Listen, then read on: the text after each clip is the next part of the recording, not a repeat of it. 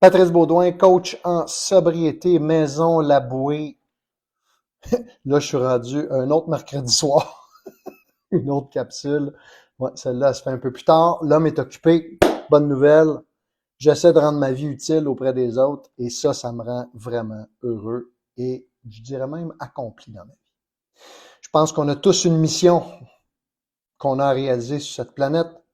Je pense que personnellement, je suis à ma place. Alors, c'est merveilleux. Ça me rend heureux, comme on dit. Sujet tel que promis de la capsule de ce soir ou d'aujourd'hui, c'est la dépendance au sexe, deuxième édition. Euh, on va mettre le mot sexe de côté, parce que j'avais fait un petit peu exprès de mettre ce mot-là spécifiquement, pour parler un petit peu plus de sexualité. Ce qui est un peu différent comme mot. Tous les mots ont un sens. Sexe, c'est une chose. Sexualité, c'en est un autre. Vous regarderez ça pour vous. Quelle est la différence de sens entre les deux mots? Bref, je vais commencer ça avec un peu comme le stoïcisme vient de 300 ans avant Jésus-Christ. Les 7 péchés capitaux. Je trouve ça intéressant de voir ça, peut-être de revisiter ça de manière différente. Les 7 grands péchés capitaux sont les suivants. Le premier, c'est la colère. La colère dans le sens d'impulsivité. Si on fait le lien avec le stoïcisme, on essaie d'avoir de la tempérance, de la maîtrise sur soi.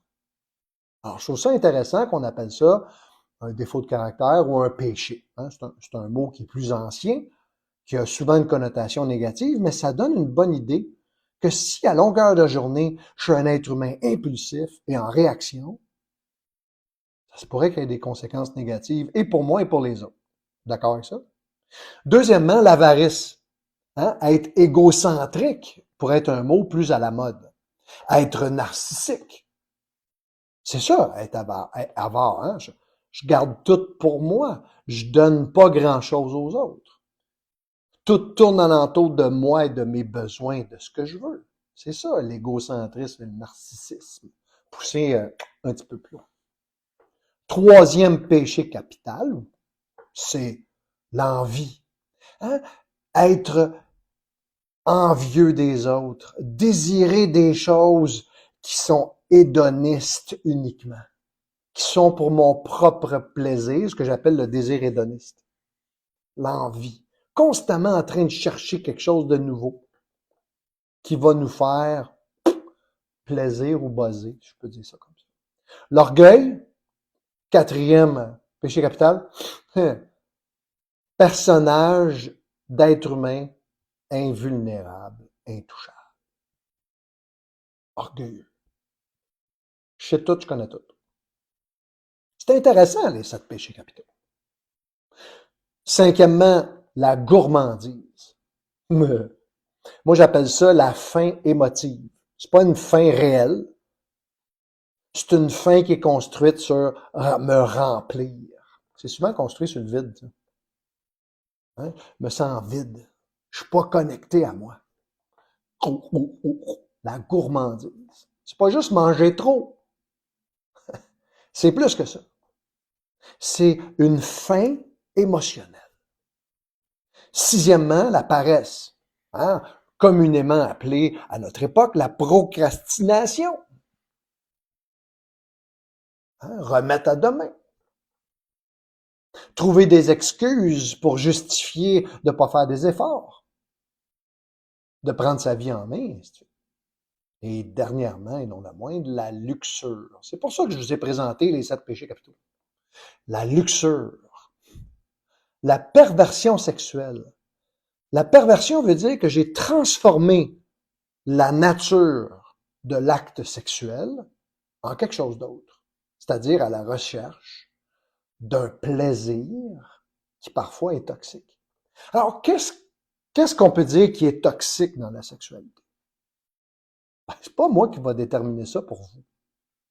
C'est à chacun d'entre nous de définir ce qui est bon ou pas bon. Ce qui me convient, ce qui me fait plaisir, ce qui me fait souffrir, ou ainsi de suite. C'est à chacun d'entre nous. Mais généralement, quand on dit d'un comportement qu'il est toxique, c'est qu'il est compulsif. C'est-à-dire que Ça progresse. Ça progresse dans le nombre, dans la façon, hein, dans le style qui m'attire dans la sexualité. Puis bien sûr, c'est quelque chose qu'en bout de ligne est insatisfaisant. C'est fou, là. Par exemple, la masturbation compulsive, que ce soit avec ou sans pornographie. Pourquoi, après avoir eu notre orgasme, pourquoi il y a une espèce de baisse d'énergie? Il y a quelque chose d'insatisfaisant dans ça. Il y a quelque chose de pas complété. Bien sûr, c'est sûr qu'il y a quelque chose de pas complété. Il n'y avait pas un échange avec un autre être humain. Fait que le cerveau, il fait, le cycle est pas complet. J'ai rien à dire contre la masturbation. Mais je crois que des fois, que c'est un plaisir vraiment égocentrique, qui peut même amener de la toxicité dans nos vies. Toxicité voulant dire qu'il va nous faire souffrir. Fait que, généralement, c'est peu satisfaisant des comportements sexuels toxiques. Et on doit répéter, comme avec des comportements de dépendance avec des substances, par exemple. Jamais satisfait, jamais content, jamais assez. C'est pour ça que ça progresse. Quelque chose, hein? Alors, c'est à chacun d'entre nous de déterminer la toxicité, mais voici une piste de réflexion que je vous propose. Dans notre société, notre culture populaire, la sexualité est beaucoup construite sur la génitalité et bien entendu sur l'obtention d'un orgasme. Tout a été beaucoup focusé là-dessus, autant chez les hommes, je crois, que chez les femmes. À différents degrés, de différentes façons, fine, mais ça reste que ça a été beaucoup mis de l'avant. Pourquoi? Parce que, je le disais la semaine passée, l'énergie sexuelle, l'orgasme, c'est un des plaisirs les plus puissants chez l'être humain. Pourquoi? Parce que la nature veut qu'on se reproduise, hein, qu'on garde l'espèce en vie. Mais en même temps, on peut, comme je disais tantôt, pervertir ça, changer la nature. Et c'est pour ça que je recommande souvent à mes couples qui viennent me consulter, qui ont des difficultés avec la sexualité, de peut-être redéfinir le terrain, redéfinir l'environnement dans lequel ils vont vivre ça, où l'orgasme devient secondaire.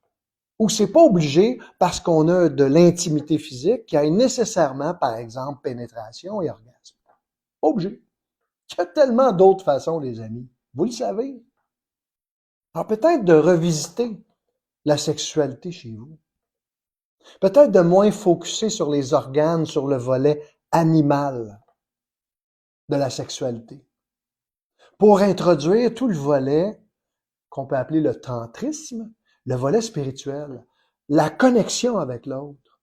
Développer une intimité physique, corporelle, mais en incluant la spiritualité ou mon esprit, mon intériorité en relation avec l'autre. Et je crois que pour avoir une sexualité satisfaisante, ça doit se faire comme tout le reste dans le don de soi. Et non pas d'aller prendre. Je crois que ça, c'est un volet toxique. Je vais chercher chez l'autre un comportement. Je vais chercher chez l'autre mon buzz pour avoir mon orgasme, et ainsi de suite.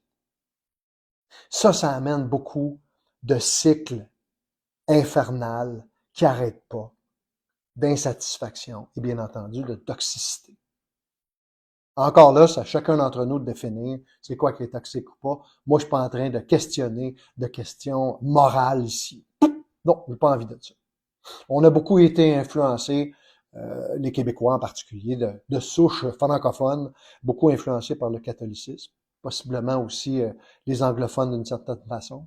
Mais en même temps, je pense qu'on a à définir ça chacun pour soi. Chacun d'entre nous à prendre le temps de réfléchir à ça.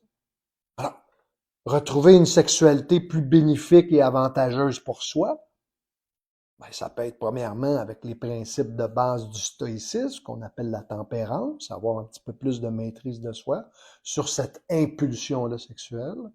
Puis aussi, changer ma relation avec l'autre, créer un environnement qui est peut-être un petit peu plus construite sur l'intimité, la spiritualité, l'échange, la connexion, et de mettre un petit peu plus de côté, je dirais, l'orgasme, même si c'est très bon, là, je suis pas en train de dire que c'est pas correct, mais de mettre ça, que c'est pas une finalité obligatoire, comme la pénétration, par exemple. C'est pas obligé. Ça enlève beaucoup de pression et on peut aller sur d'autres terrains à ce moment. Fait que les 2 dernières capsules sur la sexualité, c'était vraiment pour simplement lancer une réflexion chez chacun d'entre vous. Je pense que c'est important de revoir ça, surtout si on vit de l'insatisfaction et je dirais même de la souffrance dans ces domaines-là de notre vie. Patrice Baudouin, coach en sobriété Maison Laboué. Si cette capsule vous a intéressé, peut-être qu'elle intéressera d'autres, la partager et au plaisir de vous retrouver la semaine prochaine.